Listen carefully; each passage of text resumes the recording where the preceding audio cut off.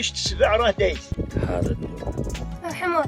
شعر ما خلط شويه بالكح غليظ، اللور راه رقيق وطويل، حس ديالو ما تسمعوش كاع. سيدنا واحد السلام عليكم. استبعدت الوكاله الوطنيه للمياه والغابات ظهور اسد الاطلس بمناطق خنيفره والماس بعد عده تحريات جرتها بالتعاون مع السلطات المحليه والدرك الملكي. وقالت الوكاله الوطنيه للمياه والغابات انه بعد تمشيط ميداني للمناطق اللي تبلغ عن مشاهده هذا الحيوان بها وكذلك المجاوره لها البحث عن وجود اثار لهذا الحيوان وجمع معلومات من الساكنه بهذا الخصوص للقيام بتحليلها من طرف المختصين. وخرجوا الخبراء بعد معاينه اثار الاقدام المكتشفه بهذه المناطق والتعرف عليها الى انها تعود الى عائله الكلبيات، ربما لاحد الكلاب او لذئب شمال افريقيا. واتضح من بعد تشريح جثه الخروف اللي تهاجم من طرف الاسد المفترض ان علامات العضه ما كتطابقش مع علامات عضه الاسد على اعتبار انها صغيره، مما يستبعد فرضيه القطط الكبيره.